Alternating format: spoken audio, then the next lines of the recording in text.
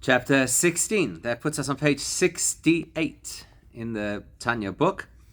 And we, so far, have explored one very fundamental rule that applies to a Beinoni.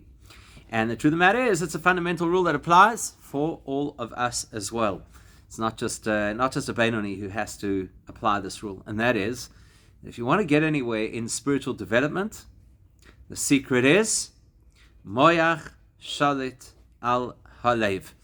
You got to get the mind in control of the heart. We are by nature impulsive beings. We spoke about this a little bit last week in terms of how the science bears this out, that humans are designed to act on short-term input or short-term goals often, and immediate gratification and all of those things. And our growth and our development is not to allow ourselves to remain that way. That we've actually got to work on ourselves, elevate ourselves, use the mind to direct us so that we're not just impulsive, responsive beings. And that's how a person can make their way to becoming a Beinoni, is to have the mind to focus, to allow them to so to speak, develop their perspective so we can see life as it is rather than life as we are. Which is probably one of our biggest problems. So we interpret everything through our lens rather than seeing things in the truth of what they are, particularly if we're looking to develop a relationship between ourselves and Hashem. So the biggest obstacle to that relationship is getting caught up in our own world. And so that's what we learned about last time. And we said that that's the reality of the Beinoni's success, is being able to motivate, to activate, to get their mind to be focused, and then that way to actually be able to do what it is that we're supposed to do and to focus on the things that we're supposed to focus on. Now the thing is this, that's all very nice in theory. Tell somebody, get your head right. You ever tried that with somebody? Get your head right. It's very easy to say, and it can be excruciatingly difficult to do.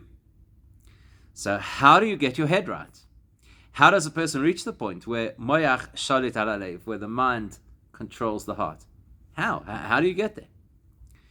And so we learned that in order to get there, a person has to have what we call his boinanus. See, the thing is, many of us don't even know how to use our minds anymore. Maybe a little bit of an unfair thing to say, yes? Use AI. It's like the person who was playing soccer, and the particular way that the ball came at them, they had to header the ball. And somebody says to them, well, at least now you're using your head. Because in today's world, I'm not so sure how much people use their heads. In fact, a little earlier, after shul, somebody made a comment. I'm not going to share which country they were referring to. Those people who were there know what I'm referring to. They were saying, that there's parts of the world where technologically and developmentally the country is very progressive, but the society has become very dumb, and perhaps it's as a result of all of the technological advancement. Perhaps it's not. Perhaps it's just because that's the decline of humanity. So it's all very well to tell us that we have to use our minds. And it's all very well to tell us that we have to develop his boinanus, this deep, profound sense of meditation and contemplation on Hashem's greatness, assuming we have the capacity. And even if we do have the capacity, because generally speaking, the Torah looks at us and sees potential, and that's probably one of the most important things that we should know about Judaism, is that the Torah teaches us to look at ourselves and see potential for greatness. Unlike the way we often look at ourselves and see failure and weakness and inadequacies. But even if you have the potential for greatness, even if you're going to reach a point of this deep contemplation about Hashem's greatness, which in turn will stimulate a massive emotional connection, everybody, I'm sure, can acknowledge that that is not going to be an overnight success. It doesn't happen easily. We don't get our heads so deeply focused in a short span of time. So the big question is, What do you do until you spiritually connect? Okay. It's all very well to say you should spiritually. What do you do until you spiritually connect? Can you just define for me one more time the concept of his bodiness? Okay, so don't confuse two things. There is something called his boidedus, Right. and there's something called his boinenus. His boidedus is very much aligned with other Hasidic movements besides Chabad, Yeah. and that is solitude. Right. The meditative solitude that a person can use in order to have an experience, a divine experience. And we're learning over here about his boinenus, which is a very focused intellectual experience. What does it mean, an intellectual experience? Where you take a concept about Hashem, specifically about Hashem's greatness, because that's what we're talking about over here, and you don't just gloss over the topic as we often tend to do, but you spend time unpacking it and thinking, what does it mean, and how am I to understand it, and what is the context, and so on and so forth. It's a very, very powerful tool, especially if a person wants to generate some kind of spiritual response. And that's where we're going with this, because we want to talk about our response, not just a spiritual response. You want to have an emotional response. You want to have a personal response. You don't want the whole concept of Hashem to remain some kind of abstracted, ethereal concept. You want it to be relatable. You want it to be something that you can connect with. And so to get there, you need to use a lot of brain power. And that's the problem that we face. The problem that we face is either we don't have the attention span or we don't have the intellectual ability. That's not because we're intellectually backward. It's just because we're not trained in focus. We're not trained in depth and exploration. Certainly not anymore. In today's world, everybody's trained in quick answers and downloads and AI and all those kinds of things. And then there's the time factor, that if you're going to use his boinenus as a means of being able to connect to Hashem, you have to bear in mind that that's going to require a lot of time. It's not going to happen overnight. It's going to require a lot of time. So our question over here is going to be, so what do you do till then? Fake it till you make it. Okay, so somebody said that last week, right? Somebody said, I'm just saying, somebody said last week, fake it till you make it. What we're going to discover is that's actually not good enough. No. Right? There's room for it. There is room for it. Fake it. There is room for just do it. But that's not going to be good enough. So let's have a look inside on page 68. And we didn't finish where I had hoped to finish to, which was to get to the full stop, which we haven't. So what we want to do is I'm going to go back. It's essentially the fourth line of the chapter. And we're going to look halfway through that line. You got the word Ke Shem Mizboinen. Do you see that? Ke Shem Mizboinen b'moichem b'gdulas and soif baruch hu. And we spent a lot of time last week talking about that definition. When a person contemplates the fact that Hashem is Ein Soif, so that's what we spoke about a lot last week. What does it mean, Ein Soif? What does it mean for Hashem to be, and I don't want to use the word infinite. Why? Because as we discovered last week, very often when people use the word infinite, they assume that means to either time or space, that refers to either time or space. And the truth is, Ein Soif is way beyond that. Okay, so what does it mean? Ruach da'as v'yiras Hashem b'moichoi. So straight away, what he's defining for us, this is a concept that the Alter Rebbe has already touched on previously in Tanya. It's also a topic that will emerge in other places in Tanya as well. And that is how the intellectual process works. We talk about three stages of the intellectual process. There's what's called Chokhmah, what's called Bina, and what's called Da'as. In fact, that's where Chabad took its name from. It's from those three intellectual processes, because the main thing that Chabad Hasidus teaches is how to use your mind, how to use your intellectual power to be able to forge a relationship with Hashem. Not just the inspirational side. It's very easy for a person to experience inspiration, but if you want a deep, personalized version of a relationship with Hashem, then you're going to need more than just inspiration. So what do you need? Chokhmah, Bina, Das.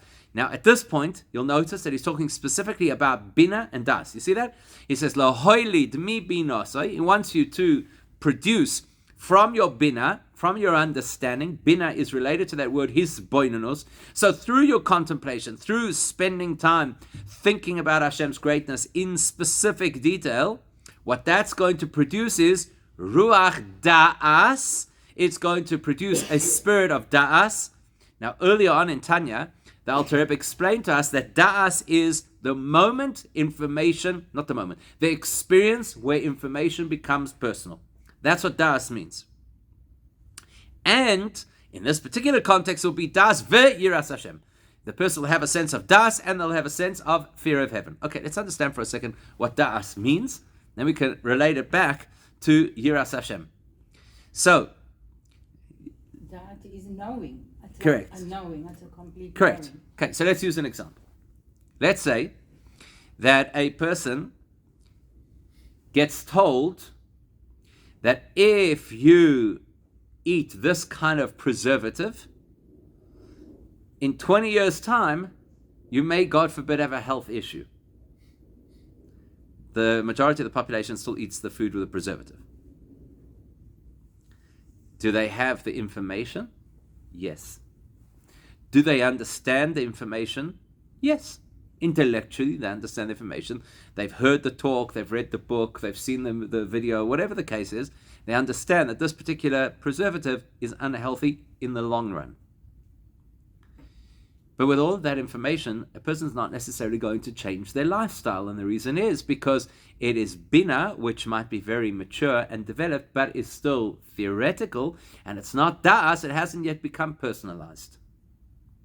Da'as means that the information is now relevant to me. The information has now become part of my perspective on life. That's what da'as means. So, the Gemara, for example, tells us that a child is incapable of da'as, which means you can't rely on the fact that you tell a child abstract information and they'll be able to interpret it in a way that is actually personal for them. It's not how children operate. That's why children need rules and they need custodians, because they're not yet mature enough to be able to work out on their own that you've got to translate the theoretical knowledge into applied knowledge. So da'as is applied knowledge. What? It's also like telling a 3-year-old, don't eat those sweets, it's bad for your teeth, they'll fall out. Exactly. So So you you eat the could, sweets and I go and look in the mirror. exactly. Exactly. Prove you wrong. Exactly. And by the way, on that note, that's why we say that a child has what we call datam kala. Their da'as is very unstable. Sometimes the da'as is real and relatable. Sometimes the da'as is fleeting. So, for example, that you say, well, you just told me that the teeth are going to fall out, but my teeth haven't fallen out. So they can't make that mature appreciation of the idea that this is something which has a long-term effect. If I don't see it right now, it's not real to me. Why is it not real to me? Because it's not da'as. It's not integrated into my perception. So when a person spends enough time contemplating Hashem's greatness, what's going to inevitably happen is, at some point, that's going to become more personal. At some point, it's going to be integrated into their worldview. It will no longer be this disembodied sense of, that's God, and God is great, and all the wonderful things that people have to say, Hashem Melech, Hashem Malach, or however you want to say it. It's actually going to be real. There's a parable that they say. I don't know if it originates in the Gemara or a Midrash or whatever, but it's a beautiful parable to illustrate this point. That there are two guys walking on the road, and they see that there's a private property that's got a fruit tree, and the fruit tree looks very attractive. The fruit are all ripe. So the one guy says to the other guy, listen, I'm just going to hop the fence. I'm going to grab a few of these fruits. Just do me a favor, keep your eyes open, and if there's anybody who sees what's going on, just warn me. I'll get out of there. Okay, so he hops over the fence, and as he's about to take the first fruit, the other guy shouts, somebody's watching! So he quickly runs back, jumps over the fence. Wait, what? He says, I'm telling you, somebody was watching you. Okay, he looks around, scans the road, can't see anybody. So he goes back, second attempt, as he's about to take the fruit, somebody's watching! Comes running again. As far as he's concerned, he can't see anybody. On the third time, he gets so irritated with this guy. He says, what are you talking about? Where's the somebody? I don't see anybody. You've now tried 3 times. You told me somebody's watching. Each time I come, I see. He says, somebody's always watching. Right? You think I'm saying somebody is a person? The Mishnah in Pirkei Avos tells us that you should always remember there's an eye that sees and there's an ear that hears. We're under 24/7 surveillance. And it's not by the Chinese. Right? And that. Or a- That too, right? Says he who drives a cherry. So, so the thing is that you could have the information in a theoretical sense. You could have the information in the abstract form. But to actually believe that somebody is watching, you didn't have the das. It's not integrated. So how do you integrate information? How do you get something to translate from long distance removed, abstracted theory into meaningful, palpable knowledge? You know how? Give it more attention. Give it more attention. The reality is that whatever a person repeats in their mind consolidates. Is that not true for everything? If a person keeps repeating again and again and again in their mind, you know, what's it, the little engine that could, right? I think I can. If a person keeps revisiting in their mind again and again and again a certain type of information, a certain perspective, eventually it becomes your perspective. If a person has meaningful hisbonenus, this is not just like a mantra that you keep repeating and repeating. This is investment, and this is working, and this is a person. Nothing I can do. So, right? This is a person investing in a very profound, deep way in this material. Eventually, it's going to become something that you can relate to, and the result of that is that you get Yiras Hashem b'moichoi. The person's intellectual perspective on life is Yiras Hashem, fear of heaven. Yiras Hashem, fear of God. Now, the word fear is a little bit misplaced because people should not confuse it with the concept of pachad. Pachad is, I'm afraid. It's like I don't know sometimes I don't remember which examples were in which shir, but it's like if you're on the, we did speak about this last week, the neighborhood, the WhatsApp neighborhood group, you know, where they say, did you hear that noise? Right? That's pachad. That's pachad. I heard a noise. I don't know what it means. I'm on edge. Yira is not fear in that sense. Does it not come from the root of lirot? Not really. It comes from the root Yud Reish Aleph. It's a also different root. Yud Reish Aleph. To see is Reish Aleph Hey, and this is Yud Reish Aleph. So what it means is to be in awe, to be overwhelmed. Fear is the wrong word. The fear is the wrong word, right? So Yiras Hashem would be more correctly in awe of God. So what's that going to do? That's going to convince the person, that's going to influence the person, that person will then avoid anything which is spiritually bad.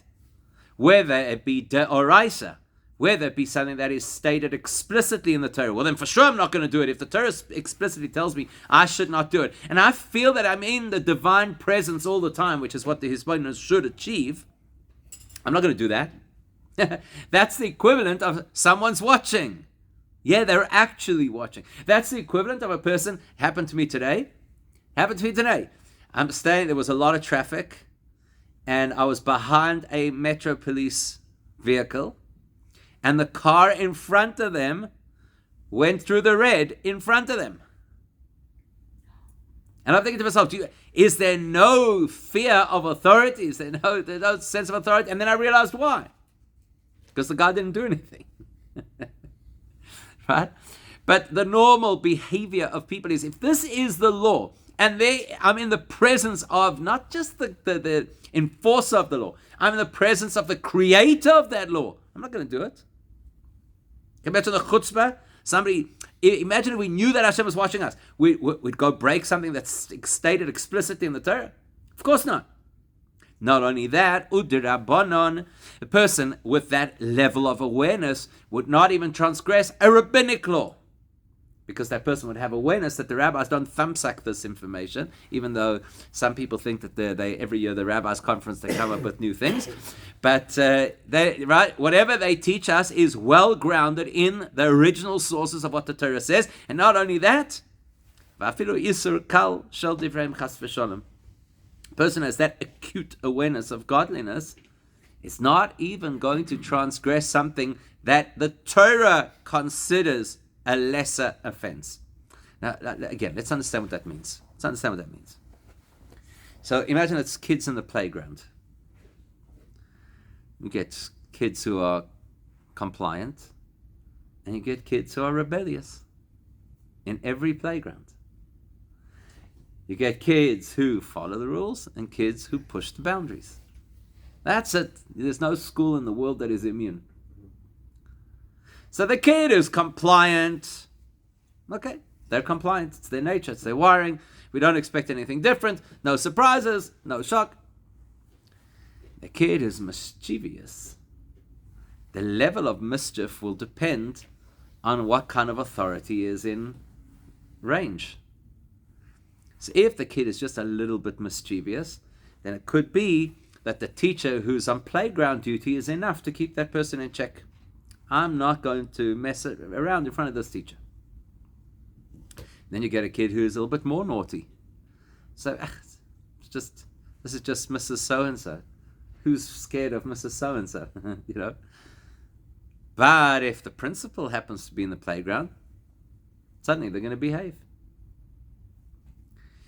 So if a person has that awareness that the principal is in the playground, if a person has that awareness that Hashem is with us, watching us, like there's an expression from the sages, V'hinei Hashem, it's actually from the Alter Rebbe himself in Tanya, V'hinei Hashem nitzav alav, that Hashem is standing over us.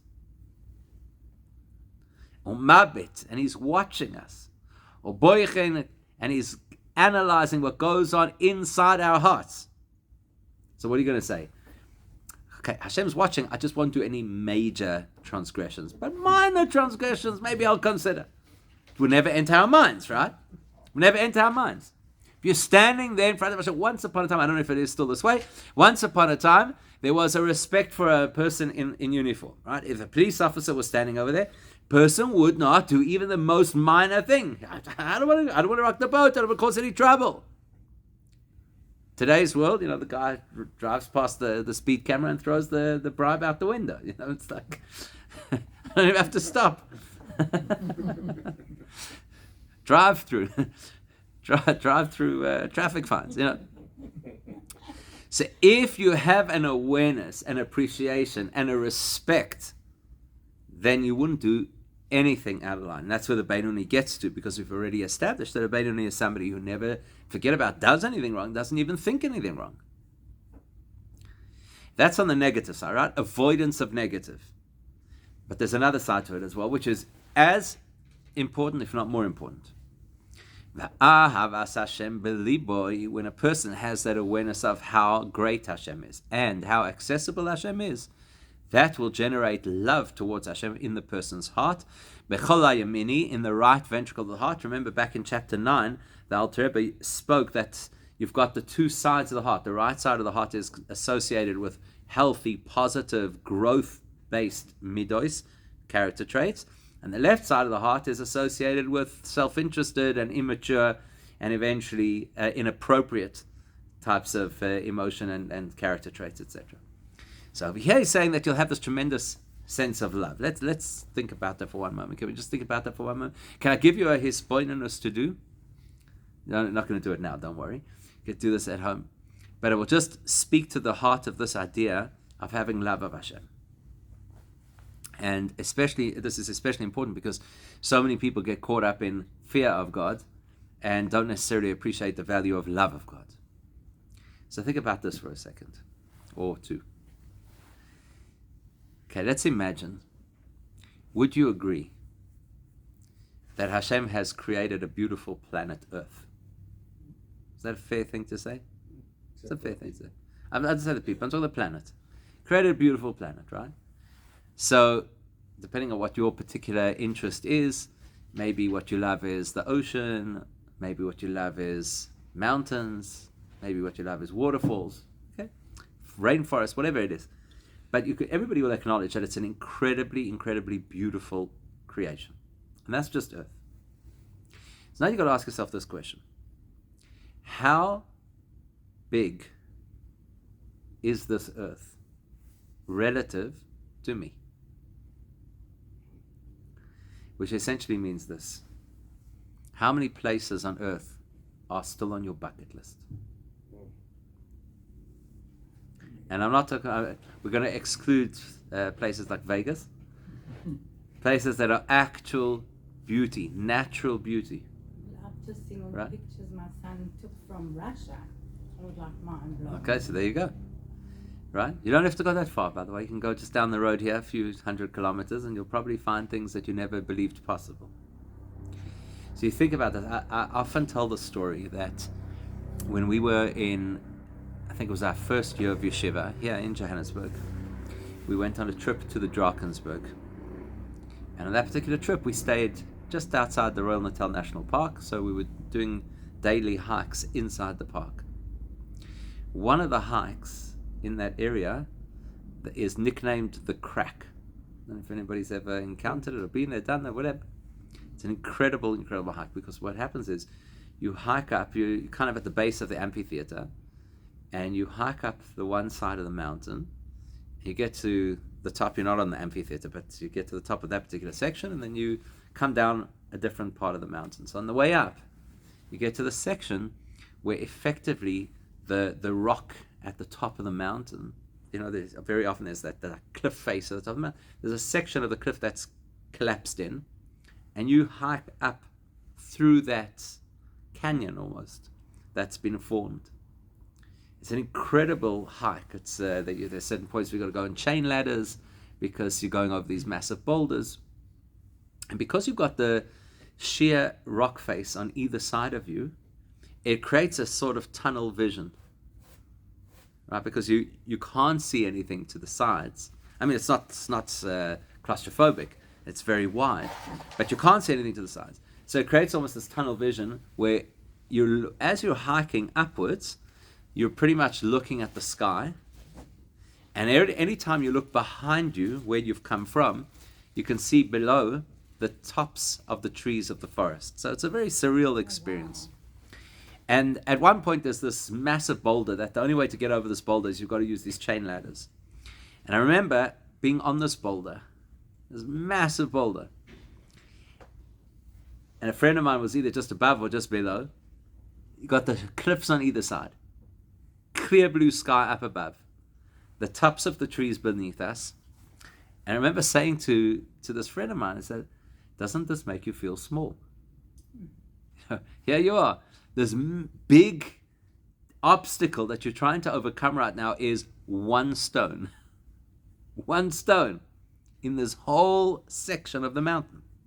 There's one stone that you're like clinging to the rungs of this ladder to be able to get over it. And we had this whole conversation that continued as we made our way up, and then eventually we got to the top. When you get to the top, you've got this incredible view, and you see that this mountain you've just climbed is only one of a whole range of mountains. And this is by far not the tallest. Like the amphitheater is considerably higher. And so we still had a couple of hours left of this hike. And along the way, we started this conversation. Do you think you could see the hike that we've just done? Do you think you could see it from a commercial airplane flying overhead? That's probably not. No. You could see the mountain range. You won't see the part that we've just been on. So, in other words, what for us right now was this massive, grueling, okay, I'm exaggerating a little bit, but it was definitely challenging. From another perspective, it doesn't exist. And the truth of the matter is, if you had to zoom out a little bit further, and you had to look at the country, the Drakensberg pretty much doesn't exist. From the perspective, if I'm at an altitude that I can see the whole country, the Drakensberg, and if I'm looking at the whole continent, so now let's assume I'm in the International Space Station, nothing. It's just one big blob of land. From Cape to Cairo, with a few different hues and colors to distinguish between the different climate, And so now you think, how small am I compared to the planet? Because look how small I felt compared to the one rock in the one little crack in the side of the one mountain that belonged to the one mountain range in the one part of one continent. So can you imagine how small I am now compared to the entire the entire earth. Absolutely insignificant. I'm not even talking about population-wise. Statistically, as a population member, I'm completely, a rounding error, if that. But compared to the size of the planet, I'm absolutely insignificant.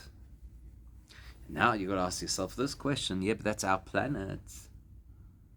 In order for our planet to survive, a lot of our survival depends on the energy we get from the sun. So how insignificant is our planet compared to the sun, just in terms of size and in terms of energy? So how insignificant am I compared to the sun? And then, of course, you have to recognize that the sun is only one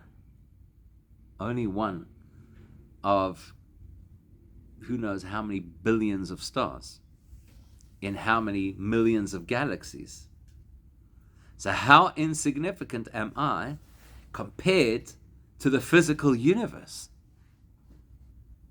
And then, how great is Hashem to have created that universe? That after all of these thousands of years of human history, we haven't even begun to scratch the surface of a pinprick of the universe. The only thing we can really work out is there's a lot out there. Like we're constantly making what we believe are educated guesses as to whether there are other planets that could support the actual life forms. What are you talking about? We don't even begin to know where all these galaxies are, let alone what goes on inside them. So you can imagine the greatness of Hashem on the one hand, who created all of that, and the smallness of me, who's insignificant. Forget about in the galaxy, forget about in the Milky Way, forget about in the solar system. I'm insignificant in the country I live in. But then you have to realize that as vast and as complex as the universe we know is, that's absolutely superficial compared to the next universe that exists, which is a spiritual universe, the home of the lower angels, where the Kabbalists tell us that if you had to take one angel from that reality, they would have the equivalent size, power, and complexity as 1/3 of our whole universe. One angel. And I've got news to you, there's more than 3 of them. So that each angel is the value, the power of 1/3 of our universe. And there are millions of these angels. Millions. So how insignificant am I compared to one angel? And how powerful must Hashem be to have created millions of those angels? But if I go up one higher spiritual reality to the next world of angels, there the beings who live there are so complex and so advanced and so powerful that one of them is worth 3 times the size, energy, and complexity of our entire universe. And there are millions of those angels. So the degree of insignificance that I have in creation is beyond anything my brain could compute. And the mastery of a God who creates all of that is totally beyond anything we can imagine. And then you realize, and how did Hashem create all of that? How? With words. And we know from our own experience that words are a very superficial and very limited version of what we have to share with the world. So if Hashem created everything out of words, that tells you that Hashem has to be so much greater than all of that creation put together, because all of that creation put together, including the millions of those angels, each of which is 3 times the size and power and complexity of our universe, all of that together was just a few sentences that Hashem had to say. And if I had to weigh up the few sentences that I say, because the Torah talks about 10 utterances, 10 sentences, 10 phrases that Hashem used in creation. If I had to take 10 phrases out of my life and try to compare that to the value, not of what I've said, but the value of who I am, it would be a ridiculous scale, right? So what I'm going to say, that Hashem is great because he said 10 things. Yes, it impresses me because I'm a tiny little nothing in one planet in that whole system. So for me, it's impressive, but for Hashem, it's nothing. When a person contemplates that, that's when they develop yira. You think about that, not just as a throwaway concept of 5 minutes over here, just as an illustration in the shir. When you actually give it thought, and you consider how vast and how powerful Hashem's creation is at all of its levels, and then that none of that is considered like anything compared to Hashem himself. We compare it to the glimmer of a ray of light compared to the source that the light came from. I have a question. One second. So that is going to generate this tremendous fear. Not fear that I'm worried that I'm worried that Hashem's going to flick me, punish me. I'm too small for that. I'm too insignificant for that. I'm not afraid that he's looking to catch me out on something I've done wrong. I'm in awe of his greatness. That's where Yiras Hashem comes from.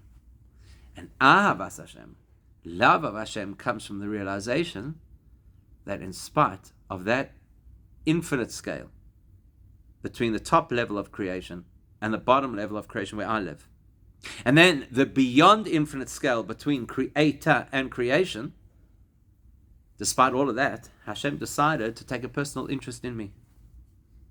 And how do I know he took a personal interest in me? Because he said in his opening remarks to the Jewish people at Sinai, I am the Lord, your God. And that your is in the singular. That means he takes a personal interest in us. And that means he invited me to have a relationship with him. I should be going crazy. That's what we call Ahavas Hashem. That's a person has love of Hashem. Love of Hashem is not like I'm walking around, with, writing poetry and singing love songs.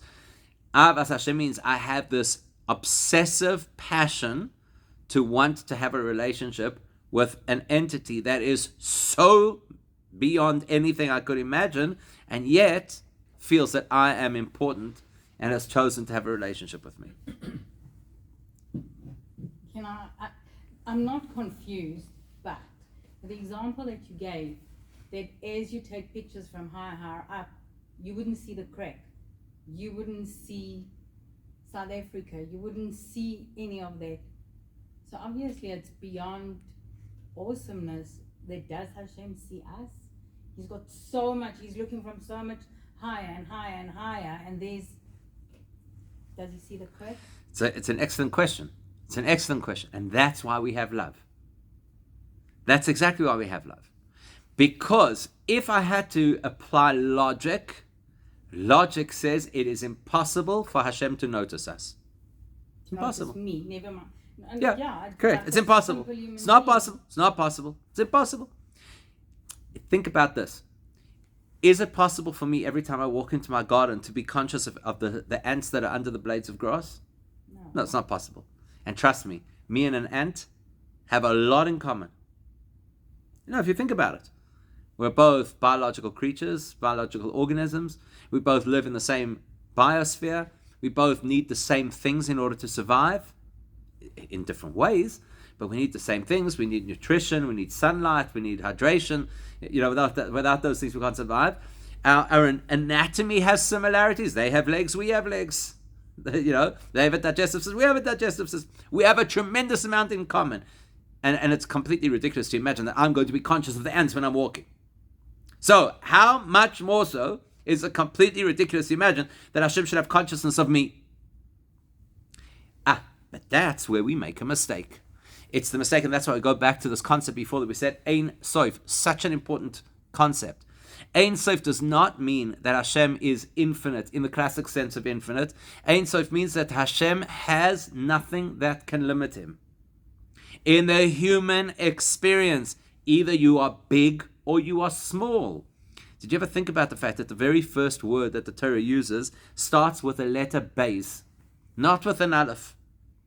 And there are so many reasons given why that is. One of those reasons is because the value, every Hebrew letter has a value. The value of the letter Beis is 2.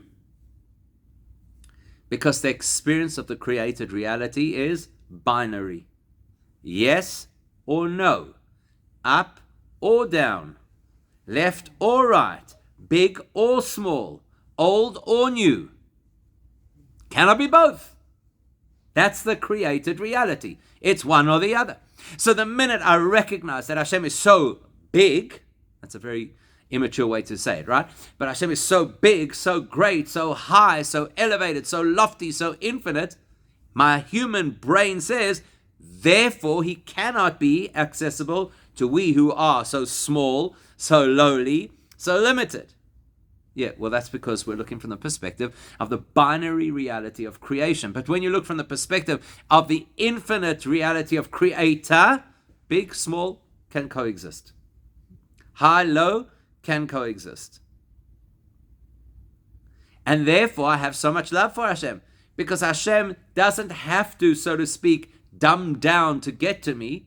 Hashem can make access for me to him as he is in his infinity. Now, how does he do that? Through instructing us with Torah and mitzvahs, right? But the point is, he makes himself. Can you imagine how exciting that is? If we actually thought about this, if we contemplated this enough that it became part of our perspective on life, we wouldn't have a problem getting up in the morning to go to shul, or we wouldn't have a problem, when it's time to sit and learn. We wouldn't have a problem if we had a mitzvah to do, because we'd realize every single one of these opportunities is an infinite opportunity. Nothing on the planet, nothing in the universe, nothing in the spiritual realms can offer me an infinite opportunity. And yet Hashem does. So it's only when I have the yira, only when I have the sense of the grandeur, the greatness, the sense of awe, only then does it make sense I can have a real sense of love. Because if I don't clearly value the infinite gap between Hashem and I, then I can't really value the fact that Hashem made himself present in my life. So then I don't really have that excitement and that drive and that passion to take advantage of what Hashem is offering me. And that's the point that he's saying over here. And so therefore, the positive side is ledov koboy, that the person will be driven to cleave to Hashem, and there's only one way to cleave to Hashem, and that is bekiyum hamitzvahs deoraisa u'derabbanon. The only way to connect with Hashem is to do what Hashem says, otherwise known as mitzvahs. People live with their own fantasies. I'm going to find a way to God. That's great, and if it makes you happy, beautiful, but it's not going to get you to God. We're finite beings, so by definition, we cannot reach God. With all the fancy things that we imagine, or that we want to invent, or that we want to believe in, you cannot get yourself to God. Only God can open himself to you. And if Hashem says this is the button to push, then that's the only button to push. And if somebody says, yeah, but I have something that looks similar to the button, we say, wonderful. It's not going to get you anywhere. So when a person is driven by this awareness of Hashem's infinite greatness, and by the awareness of Hashem's infinite availability, well, then I want to grab it at every possible opportunity. And what's every possible opportunity? The greatest opportunity to connect with Hashem is through Torah study, because there's the famous Mishnah that tells us about all the different kinds of mitzvahs and how some of them bring us reward in this world, some of them only bring reward in the next world, etc. And then at the end it says, "V'talmud Torah keneged kulon," that the study of Torah equates to them all. And unfortunately, many people misunderstand what that means, and people believe that what it means that the study of Torah equates to them all is that if you study Torah, it's as good as doing all the other mitzvahs. That's not really an accurate thing to say, because if a person is studying Torah, you're not absolved from the other mitzvahs. There are rare cases. Rabbi Shimon Bar Yochai was one such case where he was so invested in Torah learning 24/7 that it was excused from davening. But a person can't say, I'm learning Torah, I don't have to put on tefillin. Can't say that. So what does it mean, Talmud Torah keneged kulon? It's the most practical piece of information. Talmud Torah, the study of Torah, is a mitzvah that you can fulfill any time you choose. Can't do that with other mitzvahs. Can't put on tefillin right now. It's after hours. Right? Person can't honor their parents always, because people don't always have parents. At some point, God forbid, person loses parents. The only mitzvah that you can do pretty much any time is Torah study. When I say pretty much, because you can't study Torah in inappropriate places. Fine. So there's a little limitation. So Talmud Torah, studying Torah, is the best point of access between us and Hashem. Which, by the way, just to end with something really practical, which means that we all spend a lot of time in our lives listening to content. Right? In the car, you're listening to content. You do a workout, you listen to content. You want downtime, you listen to content. Never in the history of the world has it been so easy for people to have access to Torah whenever they please. Why do I have to listen to so-and-so and his magnificent podcast about how to become a better person? I could be listening to the Torah, and that way creating a bond between myself and Hashem. Talmud Torah keneged kulan. The study of Torah equates to all the other opportunities that Hashem gives us. So, to summarize, what have we learned in the chapter so far? And this is what we call the Klal Gadol, the first fundamental principle of the Beinoni. If we can get our heads right, if we can focus ourselves, we can really appreciate Hashem's greatness, that will keep us from doing things which we shouldn't, and it will motivate us to be very invested in doing the things that we should, and then we'll be in a very healthy spiritual place. We didn't get to the point yet, which please God will do next time, of, well, what if I'm not there yet? What if I haven't, I'm working on it, but I haven't reached the point that this deep, powerful contemplation is actually translating into my reality. Am I stuck until I get this right? So we'll have to explore that next time.